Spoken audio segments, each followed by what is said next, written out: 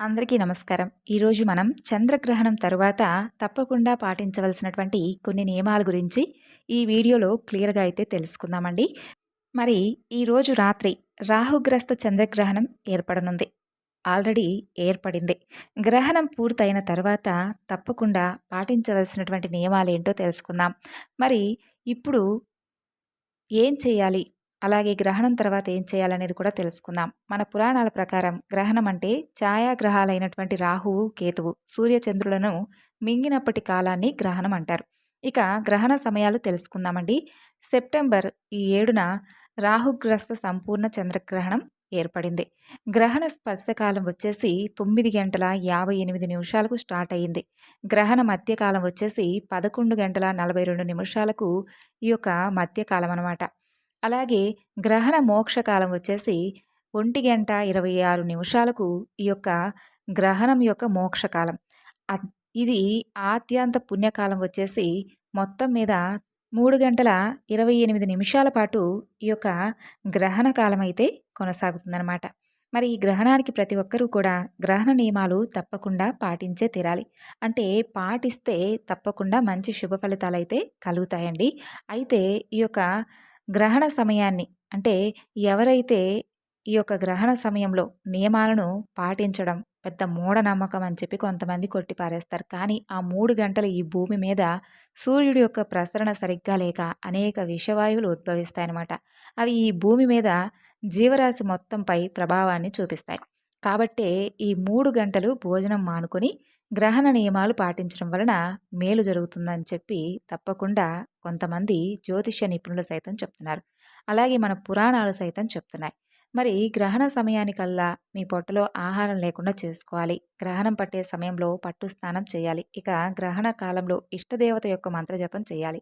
గ్రహణ సమయంలో మనం ఊరగాయ పచ్చళ్ళు, నిలవ ఉండేటటువంటి ఆహారాలు, దినుసులు, బియ్యంపై ఇంట్లో పూజా మందిరంలో, బీరువాలో దర్బలు తప్పకుండా వేసి ఉంచాలి. ఒకవేళ దర్బలు దొరకనటువంటి పక్షంలో తులసాకులనైనా సరే తప్పకుండా అయితే ఉంచాలనమాట. ఇక అలాగే ఇంటి గుమ్మానికి రావి ఆకులు కట్టుకోవాలి. గ్రహణం పూర్తయ్యాక వాటన్నిటిని కూడా తొలగించాలి. తొలగించాకే విడుపు స్నానం లేదంటే మోక్ష స్నానం చేయాలి. అదేవిధంగా గ్రహణం తర్వాత మన ఇంట్లో వండినటువంటి ఆహారాలు మిగిలి ఉంటే వాటిని పడవేసి తాజాగా వండుకొని తినడం చాలా మంచిది. ఎందుకంటే అవి విషంగా మారుంటాయి. కాబట్టి వాటిని తింటే భవిష్యత్తులో అనేక ఆరోగ్య సమస్యలు వస్తాయన్నమాట. కొంతమంది ఏం కాదని చెప్పి తినేసేస్తారండి. కానీ దీని ప్రభావం అనేది అప్పటికి లేకపోయినా భవిష్యత్తులో ఖచ్చితంగా అయితే ఉంటుందన్నమాట. అదేవిధంగా గ్రహణానంతరం ఇంటిని కూడా శుద్ధి చేసుకోవాలి. దీనికి నీటిలో కర్పూరం, కల్లుప్పు, కొద్దిగా పసుపు వేసుకొని ఇంటిని శుభ్రపరచుకోవాలి. అంతేకాకుండా పూజ గదిని కూడా శుభ్రం చేసుకోవాలి. ఆ తరువాత పూజ గదిలో దీపారాధన చెయ్యాలన్నమాట. అలాగే జంజం వేసుకునే సాంప్రదాయం ఉన్నవారు గ్రహణం తర్వాత తప్పనిసరిగా మార్చుకోవాలి. ఇంట్లో మరియు వ్యాపార సంస్థల్లో దిష్టి పోవడానికి గుమ్మడికాయలు కడతారు. వీటిని గ్రహణానంతరం తొలగించి కొత్తవి కట్టుకోవాలి. ఇక గ్రహణం తరువాత ఆవుకు పశుగ్రాసం, శనగలు, బెల్లం తినిపించి గోవుకు 3 ప్రదక్షిణలు చేయాలి. ఈ విధంగా చేస్తే వారికి శుభం కలుగుతుంది. గ్రహణం తర్వాత మీరు ఉపయోగించేటటువంటి వాహనాలు అంటే కారు, బైకు, సైకిలు ఇలా ఏదైనా వాహనాన్ని కూడా శుభ్రంగా కడిగి నిమ్మకాయలు కట్టుకోవాలి. ఇలా చేయడం వల్ల అపమృత్యు దోషాలు కూడా తొలగిపోతాయి. అంతేకాకుండా ముఖ్యంగా ఈ గ్రహణానికి ముందు కానీ, గ్రహణం తరువాత కానీ గారె మండలం తీసుకొచ్చి ఇంటి ముందు కానీ, లేదంటే ఇంటి పైన కానీ పెట్టుకోవడం వల్ల ఇంటికి ఉన్నటువంటి నరదృష్టి, నరఘోష, నరపీడ పోయి ఇంట్లో ఉన్న వారందరికీ కూడా శుభాలు కలుగుతాయి. కాబట్టి గ్రహణం తరువాత వీటిని తప్పకుండా పాటించండి. ఇక ఈ రాహుగ్రస్త సంపూర్ణ చంద్రగ్రహణం అనేది కుంభరాశిలో ఏర్పడుతుంది. కాబట్టి ఈ రాహుగ్రస్త సంపూర్ణ చంద్రగ్రహణం అనేది 12 రాసుల్లో 4 రాసుల వారికి బాగా అదృష్టాన్ని కలగజేస్తుందనమాట. ఆ 4 రాసుల వాళ్ళు కూడా ఈ గ్రహణం వలన అద్భుతంగా 6 నెలల పాటు చక్రం తిప్పబోతున్నారు. ఇక ఆ 4 రాసులు ఏంటి అనే విషయాన్ని కూడా మనం గనక పరిశీలిస్తే జ్యోతిష శాస్త్రంలో గ్రహణ గోచారం అని చెబుతారండి. గ్రహణ గోచార ప్రభావం అనేది 6 నెలల పాటు మీ రాశి మీద పనిచేస్తుందనమాట. కాబట్టి మంచి ఫలితమైనటువంటి లేదంటే చెడు ఫలితమైనా కానీ ఎప్పుడైనా కానీ గ్రహణం వచ్చినప్పుడు ఆ గ్రహణ ఫలితం అనేది ఏ రాశి వారికైనా కూడా 6 నెలల పాటు విశేషంగా పనిచేస్తుంది.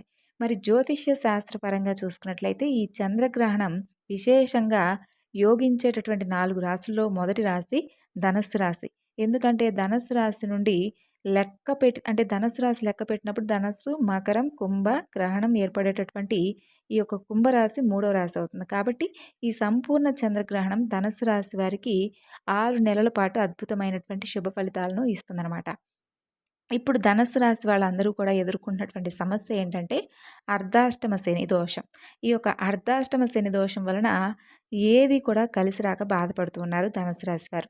కాబట్టి ఈ రాశి వారందరికీ కూడా ఒక బిగ్ రిలీఫ్ అనే చెప్పుకోవాలి. 6 నెలల పాటు ఈ చంద్రగ్రహణం వలన ఈ ధనుస్సు రాశి వాళ్ళు చక్రం తిప్పుతారండి. ప్రత్యేకంగా వీరు ప్రాపర్టీస్ కొనగలుగుతారు. అలాగే కుటుంబంలో ఉన్నటువంటి సమస్యలన్నీ కూడా పోతాయి. అలాగే ఈ రాహుగ్రస్త సంపూర్ణ చంద్రగ్రహణం వలన చక్రం తిప్పబోతున్నటువంటి రెండో రాశి కన్య రాశి. ఎందుకంటే ఈ కన్య రాశి నుండి లెక్క పెట్టినప్పుడు అంటే కన్య, తుల, వృశ్చికం, ధనస్సు, మకరం, కుంభం గ్రహణం వచ్చినప్పుడు కుంభరాశి 6వ రాశి అవుతుందనమాట. కాబట్టి ఈ కన్య రాశి వాళ్ళకేంటంటే ఈ గ్రహణం అద్భుతంగా యోగిస్తుంది.